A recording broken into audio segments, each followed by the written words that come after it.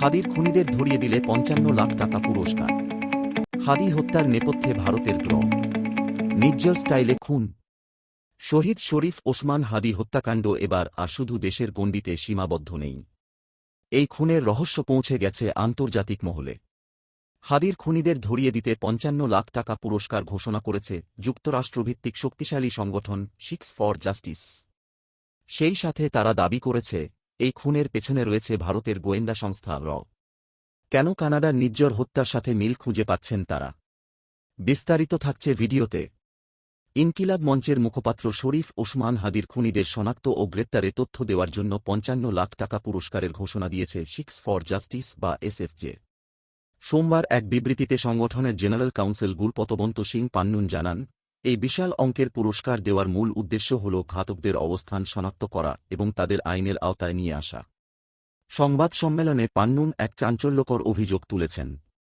তিনি সরাসরি দাবি করেছেন, হাদি হত্যাকাণ্ডে ভারতের মোদী সরকারের সম্পৃক্ততা রয়েছে। তার মতে, বাংলাদেশ থেকে শুরু করে যুক্তরাষ্ট্র পর্যন্ত যে আন্তঃরাষ্ট্রীয় সন্ত্রাস ভারত পরিচালনা করছে, হাদি হত্যা তারই একটি অংশ। তিনি আরও বলেন, এই হত্যাকাণ্ডের ধরন ও পরিকল্পনা কানাডায় শিখ নেতা হারদীপ সিং নিজ্জরের হত্যার ধরনের সাথে হুবহু মিলে যায়। যদিও মেঘালয় পুলিশ ও বিএসএফ অস্বীকার করেছে, কিন্তু সিক্স ফর জাস্টিস তাদের বিবৃতিতে স্পষ্ট করে বলেছে যে হত্যাকাণ্ডের পর ঘাতকেরা ভারতে পালিয়েছে। তারা মনে করে, এই ঘটনার জন্য আন্তর্জাতিক জবাবদিহি নিশ্চিত করা জরুরি। জনসাধারণের কাছ থেকে বিশ্বাসযোগ্য তথ্য পেলেই খুনিদের প্রত্যর্পণের উদ্যোগ নেওয়া হবে বলে জানায় সংগঠনটি। হাদি কি তবে ভারতের কোনো বড় লক্ষ্যবস্তু ছিলেন? কেন একজন তরুণ ছাত্রনেতাকে হত্যার জন্য ভিনদেশের গোয়েন্দা সংস্থার নাম আসছে? পুলিশের তথ্যের সাথে শিখ সংগঠনের দাবির এই মিল কি তবে বিশেষ কিছু নির্দেশ করে? জনমনে এখন হাজারো প্রশ্ন।